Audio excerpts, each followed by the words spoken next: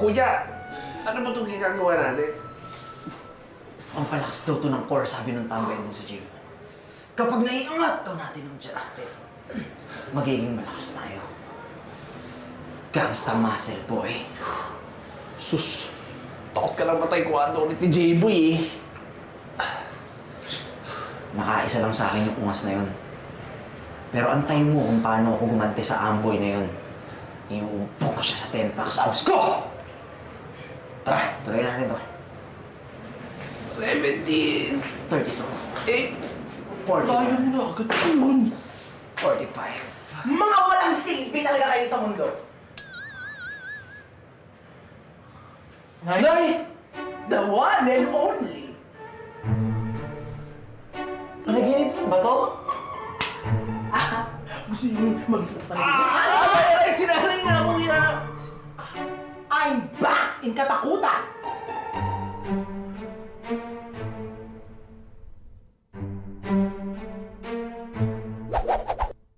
Lagot mo kang magdurusa tayo hanggat nandito si nanay.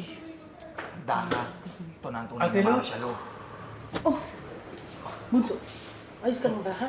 Masaktan ka ba ng mga taga-kilabutan? Ano? Okay lang ako. Ikaw, biglaan yata yung dalaw mo. Eh, paano eh? Nabalitaan ko yung rambulan dun sa court. Dahil sa mga pasimunong tong dalawang lokong to. Ayan, napasugod ako dito. Naku, wala na yun. Naayos ko na yung problema namin. Okay na kami ng kilabutan. Kalokohan. Imposible mangyari yun. Yung mukha nare-retoke. Yung uwak mo puti. Pero yung maging okay yung katakutan at kilabutan, imposibleng mangyari yun. Tapos, dagdag pa tong dalawang to sa stress mo. Ha? Tong dondon at dik na to. Hindi na kayo mahiya. Ha? Walang utang na taas. Walang utang na loob. Kayo na nga itong nakikitira dito para makapag-aral kayo sa isang magandang eskwelahan dito sa Maynila. Tapos yan pa igaganti ninyo. Naku, Ate Lods, iyaman na yung mga bata. Sige na, ako na bahala sa kanila. Isa ka pa. Hindi mo kasi sila dinidisiplina ng maayos. Oh. Ay, taas! Kaya magmula ngayon, dito muna ako tutuloy. Hanggat hindi tumitino itong dalawang salot na batang to. Ha? Teka, di ba, Ate Lods, may negosyo ka sa probinsya. At baka kailangan ka roon. Saka nakakaya, pumunta ka pa rito para lang sa ganyan. Hindi! Mas kailangan ako dito. At saka parang lumalambot yung puso mo dyan sa kilabutan, ha? Hoy, hindi ka pinalaki ni Papang na maging duwag na kapitan, ha? Naku. Hindi ako duwag. Kinakatakutan nga ako dito eh. Ano? Sinong niloko mo? Ay ano? Pareho. O, taas! Pareho lang kayo nitong si Dick. Naku, manang-mana sa'yo. Puro lang kayo, yabang, angas. Pwes, pati ikaw, didisiplinahin ko. Alalsi, Lord. Wow! Saan mo punta bumalik dito? Bilisan mo! Hoy! Ano?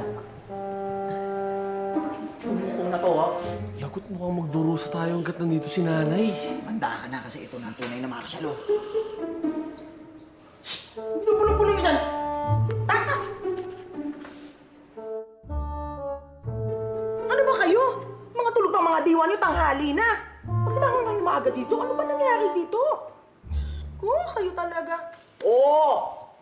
May serving spoon, Dick. Hindi mo ba nakita? Makampas naman ito, bagas eh. Sumasagot ka? Ha? Sumasagot? Oo!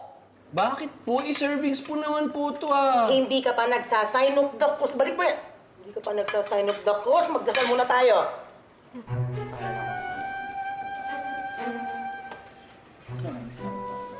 Gawan niyo ng paraan niyang nanay niyo, ha?